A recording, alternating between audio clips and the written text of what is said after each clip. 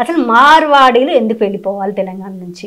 మార్వాడీలు ఎందుకు వెళ్ళిపోవాలంటే వాళ్ళంతా కూడా విపరీతమైన దోపిడీ. అది ఆర్థిక దోపిడీ, వ్యాపార దోపిడీ, తర్వాత భూమి దోపిడీ, సంపద దోపిడీ, చివరికి అధికార దోపిడీ కూడా జరుగుతుంది. ఎట్లా అంటే నార్త్ ఇండియన్స్ అయిన రాజా సింగ్లు, తర్వాత నార్త్ ఇండియన్స్ చాలామంది కార్పొరేటర్లను గెలిపేయడం.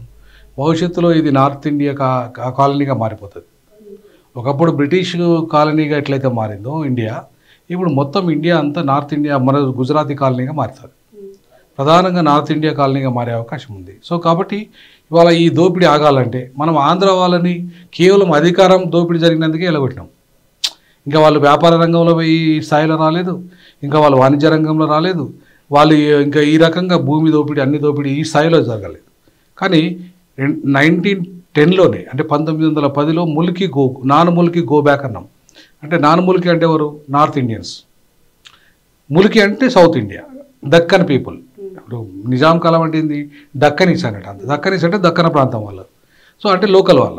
నాన్ దక్కని అంటే నాన్ లోకల్, వాళ్ళే నాన్ ముల్కి. సో ఈ నాన్ ముల్కి గో బ్యాక్ అనే నినాదం వచ్చింది ఉత్తరాది వాళ్ళ కోసం.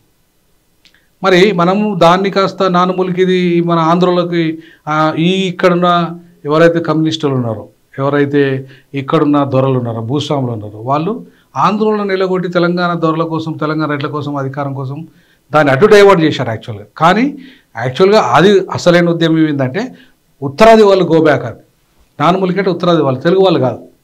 సో దాన్ని ఆ రకంగా డైవర్ట్ చేసేసి ఇవాళ ఓన్లీ మన తెలుగు ప్రజలే నిలగొట్టినాం మన వీడికి అధికారం వద్దు, మీ అధికారం వద్దు.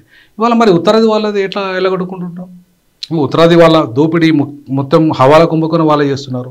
ఇవాళ గోల్డ్ వ్యాపారం వాళ్ళే, ఇవాళ మొత్తం ఏంది స్వీట్ వ్యాపారం వాళ్ళే, స్టీల్ వ్యాపారం వాళ్ళే. అసలు వాళ్ళు చేయని వ్యాపారం అంటూ లేదు. గుండు సూది నుండి మొదలుకుంటే స్పేస్ టెక్నాలజీ ఉత్పత్తులు కూడా చేస్తున్నారు. కానీ జిఎస్టీ కడతారా అంటే కడతలేరు.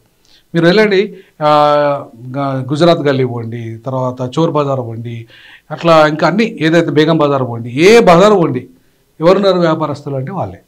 మన జిఎస్టీ కట్టకుండా అన్నీ టోటల్గా జీరో మాల్తో అమ్ముతా అంటారు.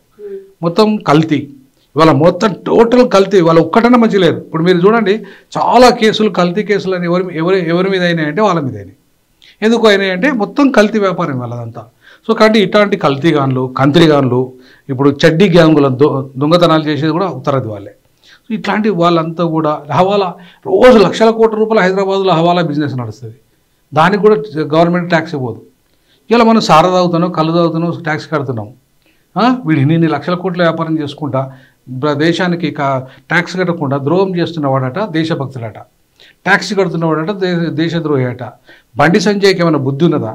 అసలు బండి సంజయ్కి తెలంగాణ వాడైనా ఆత్మగౌరవం ఉందా? అసలు ఇవాళ ఉత్తరాది వాళ్ళ సంకలు మొక్కి చెప్పులు మోసే బండి సంజయ్ ఇవాళ బాబాసాహెబ్ అంబేద్కర్ వారసులైన మా దళితుల మీద దాడులు చేస్తూ ఉంటే మాట్లాడనోడు, ఆ మాధవిలత అనటామే, ఆ కోస్తా బ్రాహ్మణామే ఇవాళ వచ్చి ఇంత ధరించి పేరుతో ఇంత దోపిడీ చేసుకుంటున్నామే ఇవాళ ఏమని మాట్లాడుతుంది? ఆఫ్టర్ ఆల్ దళితులట. అంటే దళితులు ఆఫ్టర్ ఆలా? అంటే దళితులకు ఓటు లేదా? దళితులు మనుషులు కాదా? దళితులు ఇవాళ ఆత్మగౌరవంతో బతకద్దా? వాళ్ళ మీద దాడులు చేస్తే కంజాతి కొడుకులారా అంటే పడాలి, తంతే పడాలి, కొడితే పడాలనా? ఇవన్నీ ఈ ముందు వాళ్ళ బండి సంజయ్, మాధవిలత దళితుల జాతికి క్షమాపణ చెప్పాలి.